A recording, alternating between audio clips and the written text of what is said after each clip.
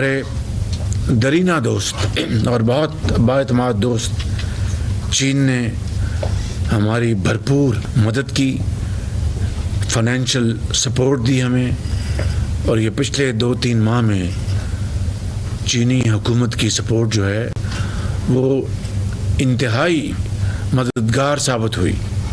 اس کی تفصیل میں نہیں جا رہا. اور IMF کے حوالے سے ہمارے برادر ممالک سعودی عربیہ اور UAE نے ہمارا ہاتھ تھاما، اور ہماری اس میں جو IMF کی شرائط تھیں ایڈیشنل، یعنی جو گیپ تھا ان کے مطابق، اس میں $3 ارب، 2 سعودی عربیہ اور 1 UAE نے $3 ارب کی ہماری بہت اس آڑے وقت میں بہت ٹائملی اور قیمتی مدد کی ہے، جس کے ہم ان کے بے حد شکر گزار ہیں. ہم یہ ہے صورتحال جو میں نے بڑے اختصار کے ساتھ آپ کے سامنے رکھی ہے. آج بجٹ پیش ہونا ہے، اور اب چیلنج یہ ہے کہ اس وقت جو مہنگائی نے غریب آدمی کا بے پناہ اس کے اوپر بوجھ ڈالا ہے، جو ہماری اقتصادی ترقی جس رفتار پہ ہونی چاہیے تھی، جن چیلنجز کا جس کا میں نے ابھی ذکر کیا ہے، اس کی وجہ سے وہ سست روی کا شکار ہو گئی. یہ ایک اللہ تعالیٰ کا بے پایاں فضل و کرم ہے کہ ہمارا جو کرنٹ ڈیفیسٹ ہے اس میں بہت پچھلے مہینوں میں بڑی بہتری آئی، اور کرنٹ ڈیفیسٹ ہمارا کم ہو کر آلموسٹ ان 10 مہینوں میں کرنٹ ڈیفیسٹ میں 10 بلین کمی آئی، اور اس سے یہ سکڑ کر $3.3 بلین پہ رہ گیا. یہ ایک بہت بڑی ایک پازیٹیو ہے. مگر دوسری طرف جو فارن ایکسچینج کے ہمارے جو وسائل ہیں وہ بڑے، ان کے اوپر بہت بوجھ ہے. تو ظاہر ہے کہ ہماری جو امپورٹ جو رجیم ہے وہ اس میں پریورٹی ہے، اور اس کی وجہ سے ہماری جو ایکٹیویٹی ہے اس میں ظاہر ہے کمی آئی ہے. تو یہ سارے جو میں نے آپ کو چیلنجز بیان کیے ہیں اس کے لیے پوری کوشش جاری ہے. اور یہ بجٹ جو ابھی آپ کے سامنے پیش کیا جا رہا ہے، میں نے اپنے آنریبل ممبرز کی معاونت میں، ان کی مشاورت کے ساتھ، وزیر خزانہ اور ان کی ٹیم کے ساتھ، اور پاکستان کے جو سٹیک ہولڈرز ہیں، کاروباری حضرات، زرعی فیلڈ سے جن کا تعلق ہے، IT سے جن کا تعلق ہے، ایکسپورٹرز، ہم نے پچھلے ہفتے 1.5 ہفتے میں کئی ان کے ساتھ میٹنگز کی. اور اس کا خلاصہ یہ ہے کہ ہمیں جو ہماری جو زرعی شعبہ ہے اس میں ہمیں بہت جلد اچھے نتائج مل سکتے ہیں اگر ہم اس میں کوئی ٹھوس اقدامات اٹھائیں. صرف اس بات پہ خوش ہو جانا کہ چونکہ کسان کو گندم کی قیمت اچھی ملی تو بمپر کراپ ہوئی، یہ اللہ تعالیٰ کا بے پایاں فضل و کرم ہے. اور یقیناً کسان اس کو اچھی قیمت ملی اور اس نے محنت کی.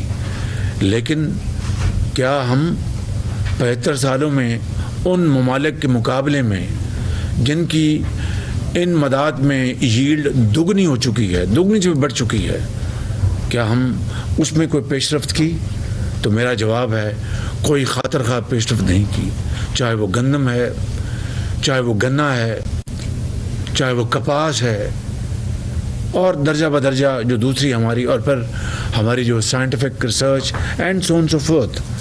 تو یہ وہ شعبے ہیں جن میں اگر ہم انویسٹ کریں گے، اور دیہی علاقوں میں جو قصبے ہیں وہاں پر یعنی زرعی اجناس پر مبنی ہم ویلیو ایڈڈ چین وہاں پر قائم کریں گے، اگر آپ کا آم جو ہے وہ جب گلنا سڑنا شروع ہوتا ہے تو اس کی اگر کلیکشن کا انتظام ہو، سٹوریج کا انتظام ہو، مشینری ہو، اس کو ویلیو ایڈڈ میں بدلنے کے لیے آم کا اچار بنائیں، آم کے جوس بنائیں، and so on so forth, اسی طرح باقی فروٹ سبزیاں، تو اربوں ڈالر کی آپ کو اگلے سالوں میں اس میں ایکسپورٹس مل سکتی ہیں.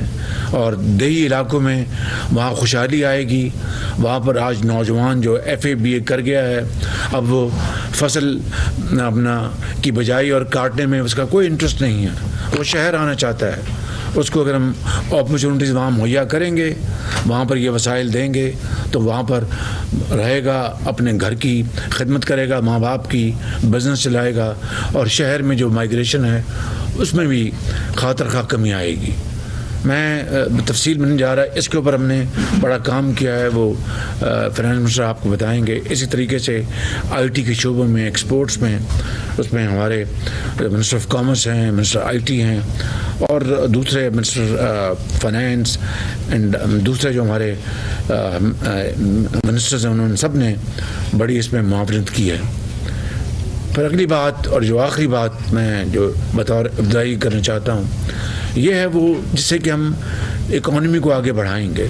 لیکن یہ بات میری بات یہ طے ہے، یہ میری بات نوٹ کر لیں کہ دنیا میں، پاکستان چھوڑ دیں، دنیا میں جو معیشت کا پہیہ جڑا ہوا ہے سیاسی استحکام کے ساتھ. اگر ملک، کسی بھی ملک میں، چاہے وہ پاکستان ہو، کسی بھی ملک کے اگر سیاسی استحکام نہیں ہوگا تو وہاں پر معیشت، ترقی تو دور کی بات ہے، تباہ ہو جائے گی. آپ 70 کی دہائی میں جب یورپ میں بڑے بڑے پروٹیسٹ ہوئے، دیکھ لیجئے کہ ان کی اکانومیوں کا، ان کی وہ جنازہ نکل گیا. اس طرح کی دنیا میں کئی عصر حاضر کی مثالیں موجود ہیں. تو پاکستان میں پچھلے ایک سال سے جو یہاں پر پولیٹیکل انسٹیبلٹی کی بھرپور کوشش کی جا رہی ہے، اس کے لیے جو بس اپنا ذرائع تلاش کیے گئے، اس کے لیے جو بیانیہ اختیار کیا گیا، اس کے لیے جو جتھے بندی کی گئی، اس سے اس ملک کے اندر ایک سیاسی ایک طوفان آیا. ایک سیاسی ہلچل نہیں بلکہ ایک طوفان آیا، طوفان جس نے کہ معاش کے پہیے کو جام کر دیا. فورن ڈائریکٹ انویسٹمنٹ وہ آلموسٹ ختم ہو گئیں. ملک کے اندر جو سرمایہ کار ہیں وہ رک گئے، اور جو سندوں کی چمنیوں سے دھواں نکلنا بند ہو گیا. تو یہ وہ سب سے بڑا الارمنگ فیکٹر ہے کہ اگر سیاسی استحکام کے بغیر آپ اربوں کھربوں ڈالر جھونک دیں، اس کا کوئی نتیجہ نکلے گا. اس لیے سیاسی استحکام لانے کے لیے ہم سب اس کے اوپر یکسو ہیں. اسٹیٹ آف پاکستان یکسو ہے، ادارے یکسو ہیں کہ سیاسی استحکام لائیں گے تو یہ معاملہ آگے چلے گا.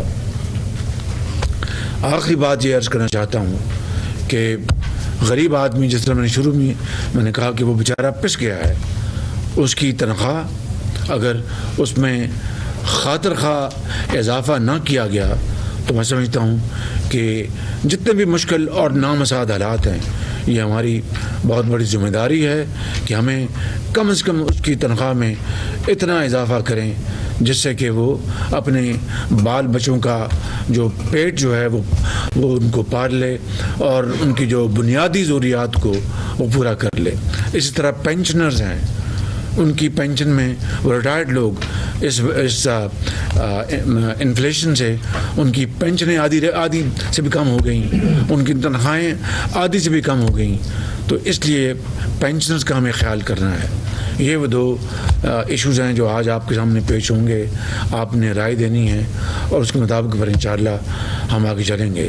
میرا یہ یقین ہے کہ ان تمام تر مشکلات کے باوجود، دیکھیے کہ بمپر ویٹ کی کراپ ہوئی، اللہ تعالیٰ نے بڑا فضل کیا. 10 سالوں میں یہ سب سے بڑی گندم کی، اور اسی طرح کاٹن میں جو کاٹن کی قیمت اناؤنس کی گئی، کاٹن کا جو ایریا ہے اس میں خاطر خواہ اضافہ ہوا جس میں کاٹن کی بجائی کی گئی ہے. اور امید کی جانی چاہیے کہ اس مد میں ہمیں اللہ تعالیٰ اپنا کرم فرمائیں گے. پھر ہم کوشش کر رہے ہیں کہ گیس کی قیمتیں دنیا میں نیچے آ رہی ہیں، کہیں سے ہمیں گیس کا نیا کانٹریکٹ مل جائے، جس سے کہ اس وقت جو گیس جن قیمتوں پہ خریدی گئی تھی ماضی میں، اگر ان کم قیمتوں پہ کوئی کانٹریکٹ مل جائے تو ایوریج جو ہے اور قیمت کم ہو جائے گی، اور اس سے ملک کے اندر اقتصادی پہیہ تیزی سے چلے گا۔ بجلی کی ایک بہت بڑا چیلنج ہے، آپ جانتے ہیں، آج اس کے لیے وقت نہیں، آپ نے پیچھے پریزنٹیشن بھی لی تھی۔ میں ان الفاظ کے ساتھ آپ سب کا بہت شکر گزار ہوں۔